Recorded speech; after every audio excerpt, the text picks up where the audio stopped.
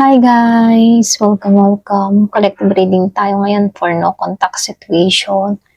So, tingnan natin kung ano yung mensahe sa'yo. So, be open-minded po. Hindi po halos lahat makaresonate. Thank you nga po pala sa mga nagsusubscribe, sa mga bumabalik. Maraming pong salamat. Give me the message. Ano yung mensahe sa'yo? For no contact situation. Ayan. So, dito, Seven of Cups. Ayan, pasensya na po dito. Pero ganun pa man, basa pa rin natin yan. King of Pentacles. Seven of Swords. Eight of Pentacles. The Moon. Knight of Swords. Knight of Cups. Wheel of Fortune reverse. So, meron ditong King of Swords. Then, the Page of Swords. The Fool. Seven of Pentacles. That reverse. Four of Wands. Five of Wands. And the Nine of Wands.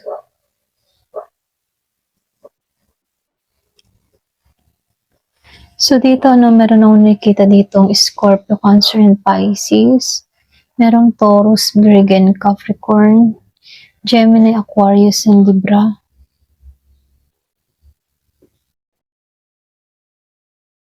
Meron din dito na Aries, Leo, Sagittarius. Halos lahat nandito, Pero mas nangingibabaw kasi dito si Air sign, Gemini, Aquarius, and Libra. Fire sign, Aries, Leo, Sagittarius. And meron din nakikita ang Earth sign, Taurus, Virgo, and Capricorn. Okay? So, start na tayo kung anong gustong sabihin sa'yo ng card. So, dito, lumabas si King of Pentacles.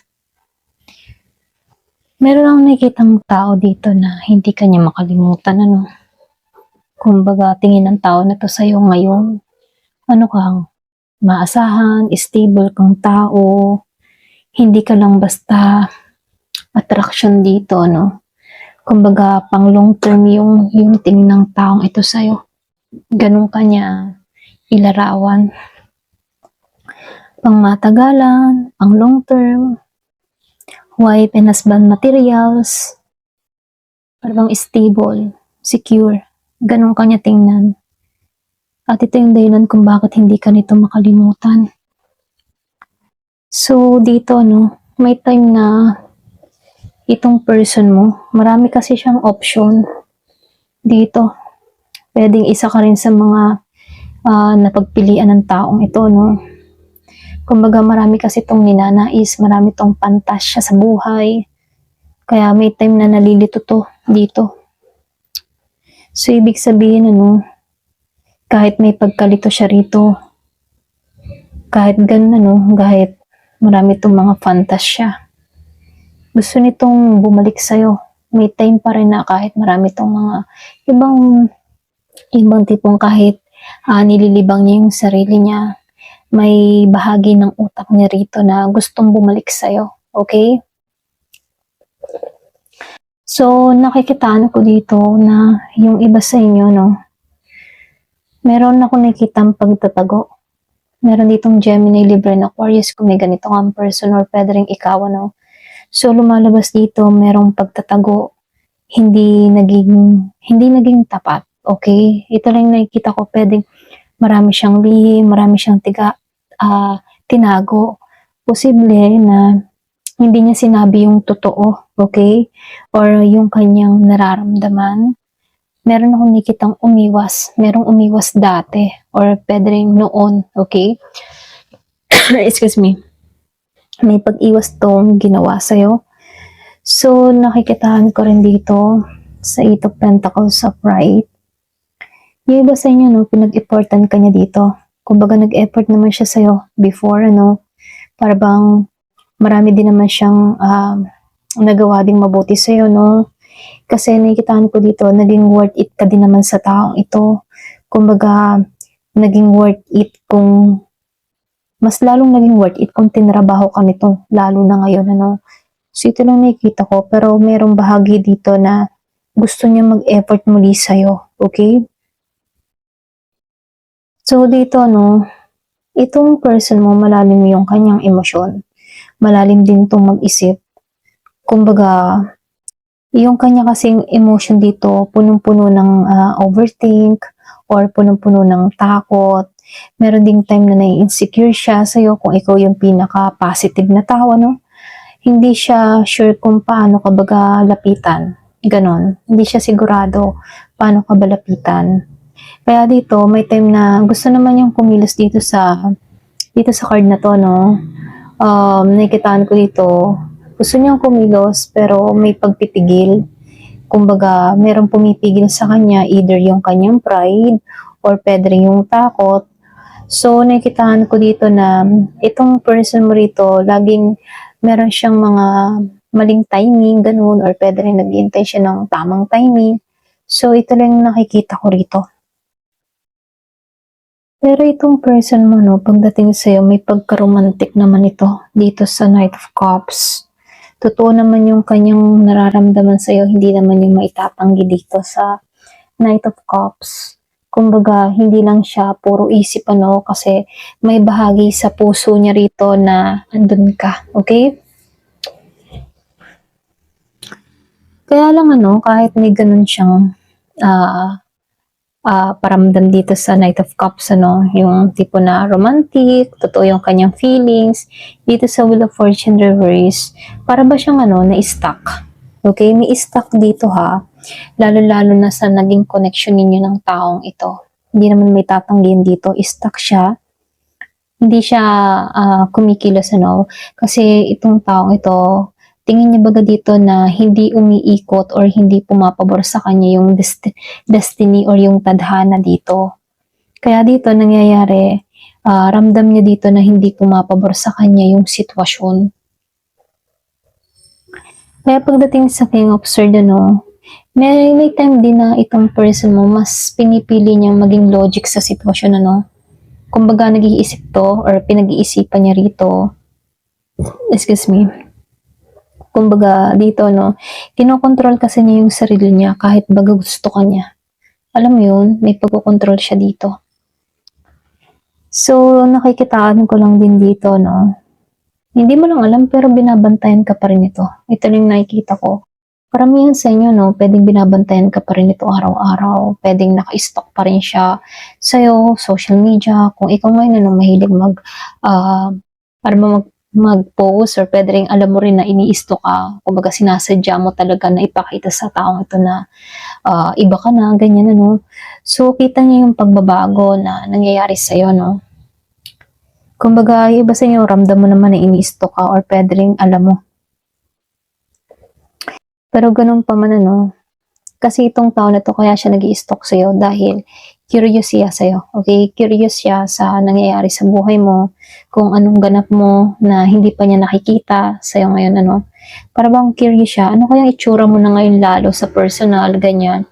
Or ano na bang nangyari sa'yo ngayon, ganyan. So, lumalabas din dito, no.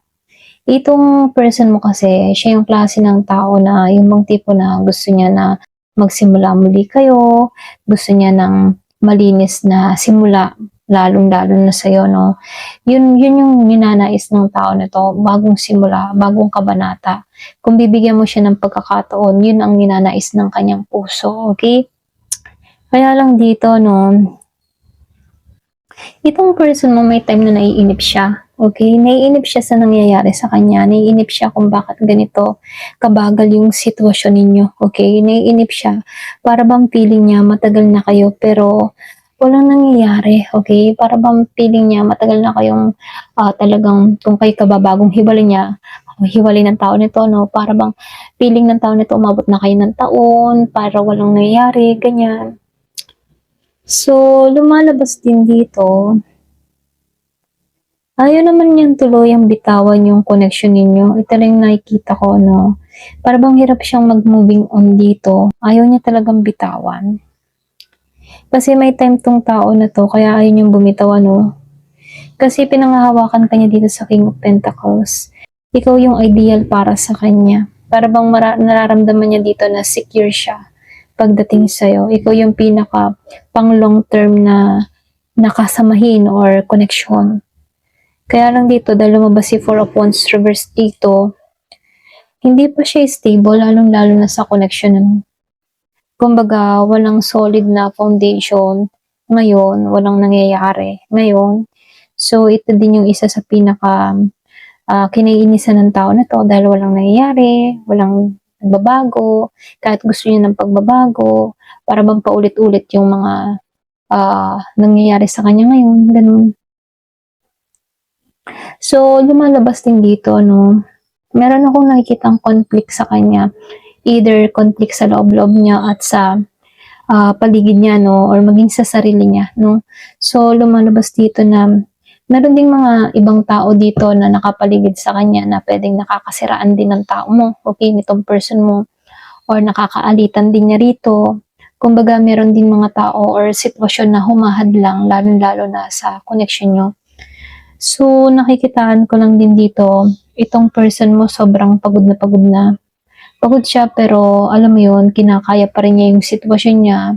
Kasi may mga tao dito na pwedeng dumugulo, okay?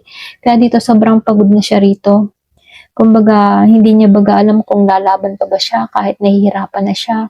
Ganon yung nangyayari dito, ganon yung sistema niya rito. So, lumalabas dito, no? Hindi ka nito makalimutan.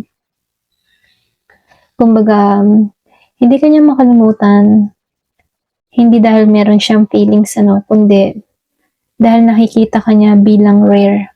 Bihira ka kasi, kumbaga, bihira ang matagpuan yung tulad mo. Para bang isang beses lang sa buhay niya makatagpo ng isang tulad mo. At yun yung bihira doon, ano.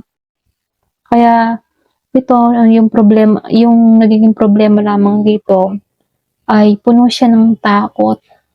Puno siya ng mga indecision, hindi niya alam kung ano yung gagawin, ano yung kasunod niyang plano. So, dito, no, hindi niya maayos or i-handle yung situation na nararanasan niya dito.